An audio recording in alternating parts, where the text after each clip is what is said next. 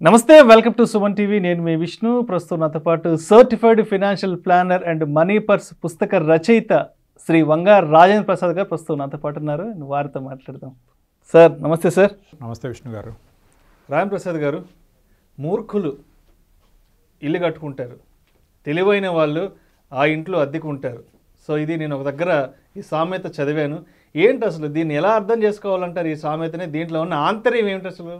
తెలివైన వాళ్ళు తన డబ్బులతో కాకుండా బ్యాంక్ డబ్బులతో ఇల్లు కట్టుకుంటాడు. ఓకే, హౌసింగ్ లోన్ తీసుకొని ఇల్లు కట్టుకోవాలి. నేను 2004లో ఒక ఆర్టికల్ రాసా, ఇంటి రుణం ఇల్లే తీరుస్తుందని. మనకి హౌసింగ్ లోన్లో వడ్డీ ఎంత పడుతుంది?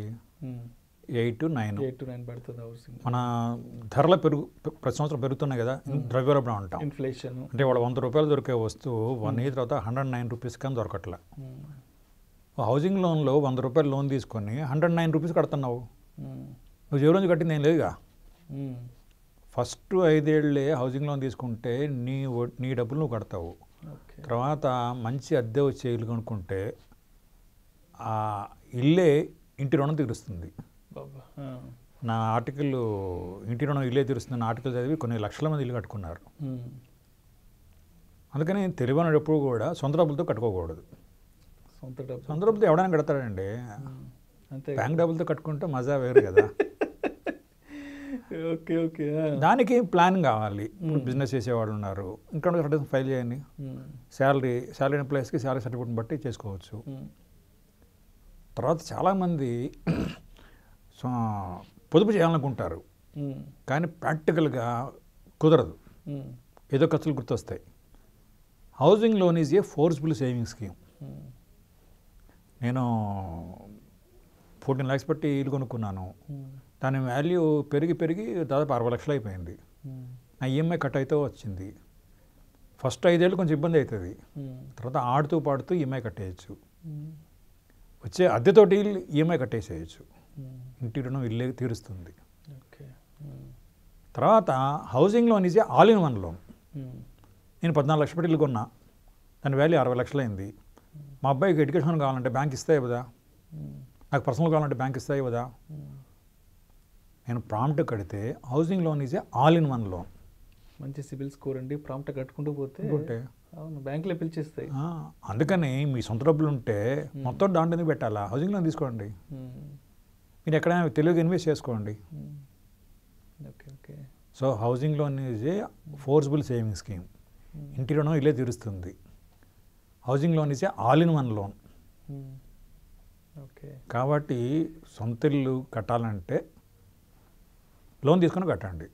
అయితే మీకు అనిపిస్తవచ్చు ఓన్ హౌస్ కావాలి కానీ లోన్ హౌస్ ఎవరికి కావాలంటారు. ఓన్ హౌస్ కావాలి, లోన్ హౌస్ ఎందుకు? ఉంటుంది భయ్.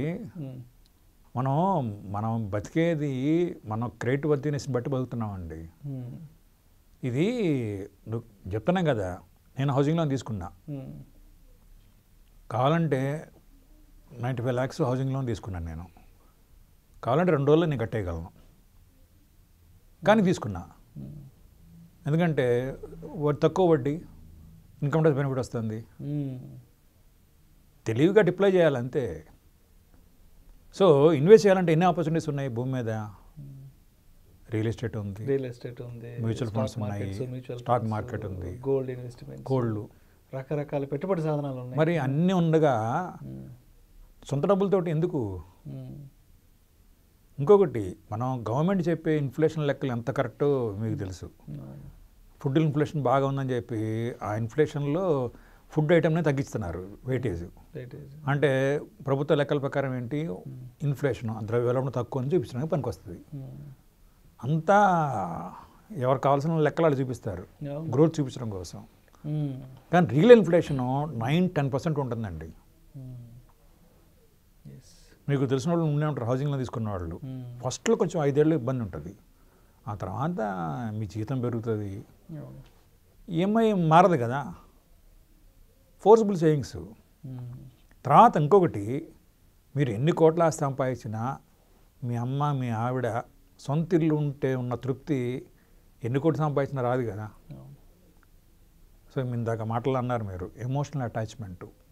ఇంటితోటి. ఇంటితో మన ఇల్లు మనం కష్టపడి సంపాదించి ప్రతి ఇటుకుని పేర్చుకొని కట్టుకున్నాం అని చెప్తుంటారు పెద్దవాళ్ళు. నువ్వు నీ అడ్రస్ రాయమంటే నీ పర్మనెంట్ అడ్రస్ రాయాలి తప్పితే కంది సిక్కులాగా టెంపరీ అడ్రస్ రాయితే ఎట్ట గుర్తుంది? నాదనే ఫీలింగ్ ఉండాలి కదా. అంతే కదా. అందుకని సొన్నాను మీరు సొంత ఇల్లు కట్టుకోండి, కానీ సొంత డబ్బులు పెట్టకండి. మన డబ్బుతో కాదు, బ్యాంకు డబ్బుతో ఇల్లు కట్టుకోండి, హ్యాపీగా ఉంటాడు. ఆడ నిజంగా తెలివైనాడు, ఆడే తెలివైనవాడు. అది అప్పుడు మీరు అనలేరు కదా మూర్ఖులు ఇల్లు కట్టుకుంటారని. Right right right. అందుకని కట్టండి. కాకపోతే మీరు ఇక్కడ ఇన్వెస్ట్మెంట్ ఆపర్చునిటీస్ ఎక్కడెక్కడ దొరుకుతున్నాయి? ఈ హౌసింగ్ లోన్ తీసుకుంటారు, మరి మీ డబ్బులు ఏం చేయాలి? అవును, మన చేతిలో డబ్బులు ఉన్నాయి కదా, క్యాష్ ఉంది కదా, మరి ఉంది కదా, దాన్ని ఏం చేయాలి? దీన్ని తీసుకెళ్ళి ఇంట్లో బీరోలో పెట్టుకుంటే వర్కౌట్ కాదుగా. సో దానికి ఇన్వెస్ట్ చేయాలంటే బంగారం, మీరు ఇందాక అన్నట్టుగా బంగారంలో ఇన్వెస్ట్ చేయొచ్చు, రియల్ ఎస్టేట్లో ఇన్వెస్ట్ చేయొచ్చు, స్టాక్ మార్కెట్లో పెట్టవచ్చు.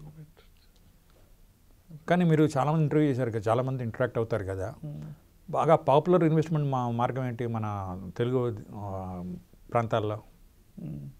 అంటే లాస్ట్ కొన్ని ఇయర్స్ నుంచి బాగా స్టాక్ మార్కెట్ ఇన్వెస్ట్మెంట్స్ మంచి బజ్ వచ్చింది.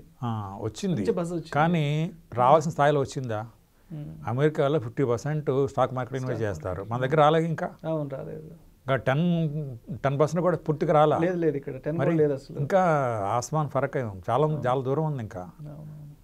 అయితే మన దగ్గర ప్రాబ్లం ఎక్కడ వస్తుందంటే, స్టాక్ మార్కెట్ ఇన్వెస్ట్ చేయాలంటే ఎలా నాలెడ్జ్ పెంచుకోవాలనేది పెద్ద ప్రాబ్లం. అంటే ఇక్కడ ఏమవుతుందంటే, నాలెడ్జ్ పెంచుకోవడం అనే దానికంటే పలానా వాళ్ళు పెట్టుబడి పెట్టారు కాబట్టి నేను కూడా పెడుతున్నాను, వాడికి ఇంత డబ్బులు వచ్చాయంట కదా, అంతేగాని నేను దీని మీద ఎటువంటి సరైన అవగాహన పెంపొందించుకోవాలి, మార్కెట్ మీద పట్టు సాధించాలి అంటే నేను దీని మీద ఎంత ప్రయత్నం చేయాలనేది ఎక్కడ కనిపించట్లేదు. పలానా వాళ్ళు పెట్టారంట, 1,00,000 పెట్టారంట, 1,50,000 వచ్చిందంట, అంతే.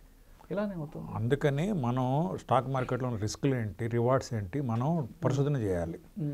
మరి మొన్న ఎలక్షన్ డేట్ నాడు ఎలక్షన్స్ రిజల్ట్స్ వచ్చినప్పుడు బీజేపీకి అనుకున్న మెజారిటీ రాలేదు కాబట్టి ఆ ఒక్కరోజు నాకు మా ఫ్యామిలీకి 6 లక్షలు లాస్, 1 డేలో లాస్. నేనే కంగారు పడలేదు, 3 రోజుల్లో 8 lakhs ప్రాఫిట్కి వెళ్ళిపోయింది. అవుతుంది కదా.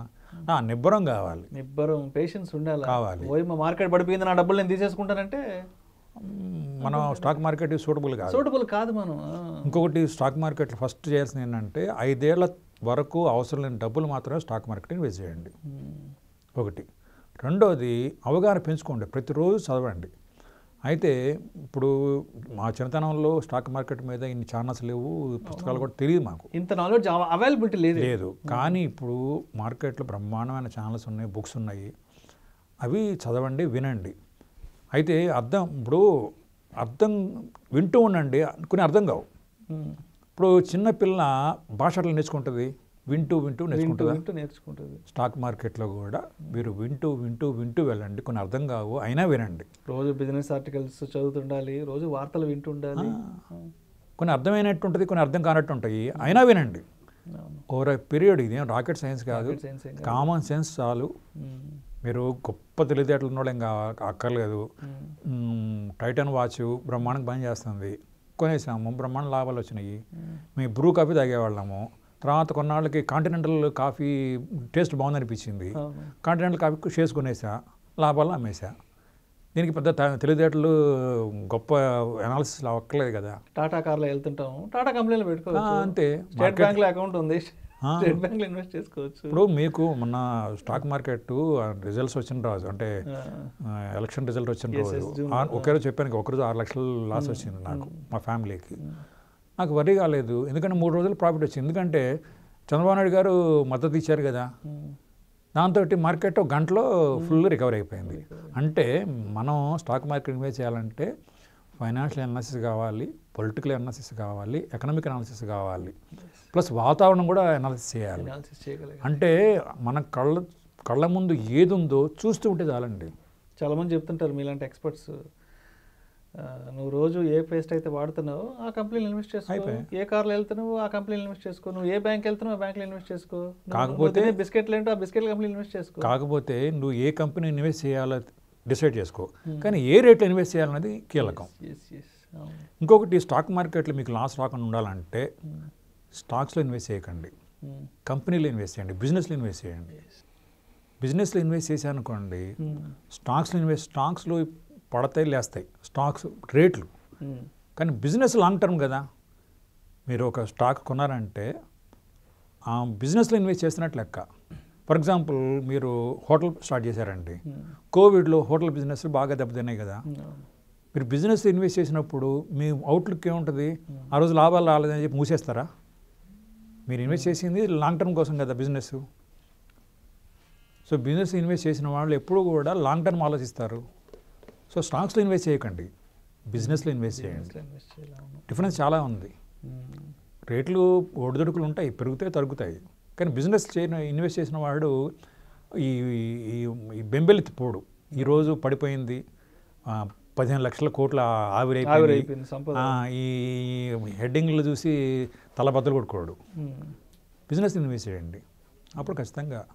తర్వాత మనకి అదృష్టవశాత్తు మన తెలుగులో కూడా మంచి మంచి ఛానల్స్ ఉన్నాయండి, ఎక్స్పర్ట్స్ చాలామంది ఉన్నారు. తర్వాత ఇంకొకటి మళ్ళీ చెప్తున్నా, స్టాక్ మార్కెట్ అయినా మనీ మేనేజ్మెంట్ అయినా ఎవరో కూడా ఎక్స్పర్ట్లు ఎవరు లేరు, ఎక్స్పీరియన్స్డ్ అంతే. సో మీకు మీరే ఫైనాన్షియల్ ఎక్స్పర్ట్ కావాలి, మీకు మీరే ఫైనాన్స్ డాక్టర్ కావాలి. స్టాక్ మార్కెట్లో హత్యలు ఉండవు, ఆత్మహత్యలు ఉంటాయి. నిజమే కదా, కరెక్టే కదా. అందుకని మీరు ఇన్వెస్ట్ చేసుకున్నప్పుడు మీరు అవగాహనతో ఇన్వెస్ట్ చేయండి. చెప్పాను కదా, మినిమం 5 ఏళ్ళ దాకా అవసరం డబ్బులు మాత్రం ఇన్వెస్ట్ చేయండి, ధైర్యంగా ఉండొచ్చు. Right, thank you so much వంగారాయణ ప్రసాద్ గారు. ఇంటికి సంబంధించి చాలా మంచి విషయాలు చెప్పారు. అంటే ఇల్లు కొనడం కానీ కట్టుకోవడం కానీ మన సొంత డబ్బుతో కట్టుకోవాలి, లేదంటే బ్యాంకు నుంచి తెచ్చి మరి ఆ డబ్బులతో కట్టుకోవాలి, ఈ విషయంలో తెలివిగా ఏ విధంగా వ్యవహరించాలి, మరి పెట్టుబడులు పెట్టడానికి మన ముందున్నటువంటి పెట్టుబడి సాధనాలు ఏంటి, వాటిలో కూడా ఎటువంటి పరిజ్ఞానంతో పెట్టుబడులు పెట్టుకోవాలి అనే అంశం గురించి చాలా చక్కగా ఒక లేమ్యాన్కి కూడా అర్థమయ్యే విధంగా ఒక మంచి ఎగ్జాంపుల్స్తో మన ప్రేక్షకులు తెలియజేశారు. Thank you so much sir. Thank you Vishnu గారు.